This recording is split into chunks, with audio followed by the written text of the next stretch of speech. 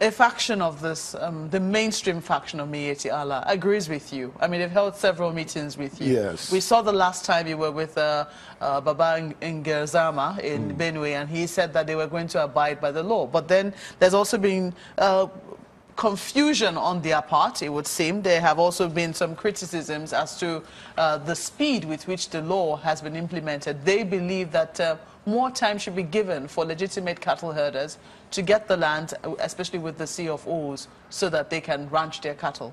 Let me say that, first of all, the faction of the Miyetti Allah called Katan Hore are politicians trying to get cheap names and publicity. Come to think of it, these are young men who graduated. They are graduates, and they are living in towns. They are living good lives. Their children are going to school. I'm not sure if you ask any of them to go back to the bush and become a headman, they'll be willing to do that, nor their own children. And they're just out to politicize the whole thing about open grazing prohibition. And we're not taking to their antics. We're not going to buy into their antics. We'll do the needful to ensure that the law takes its course. They cannot stop us from doing it. Yeah, but this other faction? The mainstream faction. Cattle Breeders Association, known as Makaban Miyetti Allah, are quite friendly. We have met, we have discussed. They too agree that the right way to go is ranching. Of course, that is global best practice. And today, land that used to exist before now is no longer there. With the upsurge of population, we cannot talk about doing open grazing when there is massive activities of human beings all over the place and the land is no longer there. As I talk to you, in Benue State, you cannot get a single hectare of land that is free for anyone to do open grazing. And so they understood with us. But I say that the period between May 22nd that I assented to this law to 1st November was enough time for any person willing to start the process of ranching to have done it. It's enough time. 5 months is enough. I have a ranch. Several other people have picked up. They have a ranch. But no single herdsman, the ones that are violent and causing destruction on the land and our people, applied for a single permit in Benue State. So that is deliberate. They never wanted it. And up to today, as I talk to you, no one has made any attempt to apply for this land. And so it is their own business. But we are saying they are free to do open grazing. The only problem is open grazing is not tenable in Benue State because the land is not there for open grazing. As a result of that, we've seen them migrate to other states. I mean, We've seen them in Nasarawa. We've also seen them in Cross River State. And your brother governors in those states are not very happy, it would seem, with the implementation of the law in Benue. Only recently, we heard the governor of Nasarawa saying that it doesn't mean anything to him. But the governor of Cross River says that, you know, this cannot be done piecemeal, because when each state is implementing something prohibiting open grazing, where are the cattle herders supposed to go? Well, I want to say that I preside over Benue State. I'm elected by the people of Benue State to give them leadership. That I know about it. I don't know about Nasarawa. If the law is meaningless to him, it is useful to me in Benue State as far as I'm concerned. Is there any altercation between the two of you? No. But we are going to meet. We have been meeting. The Agatu crisis we met. We went there jointly together. We had a meeting in Lafia and we went to Agatu. We met together and we are going to meet again. But the truth is that it is said that one man's meat is another man's poison.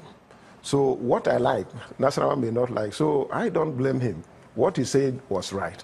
But for me, on prohibition of open grazing, I stand.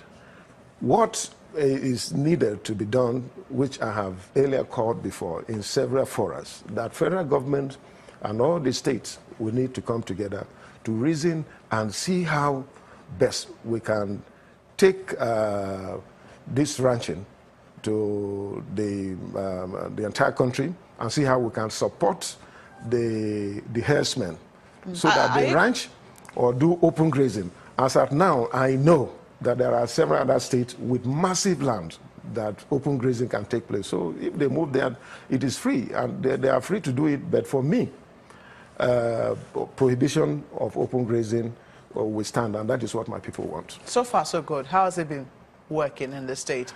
Well, it has been wonderful. It has? There is massive compliance. Those who have not complied, the law is taking its course. By compliance, you mean what?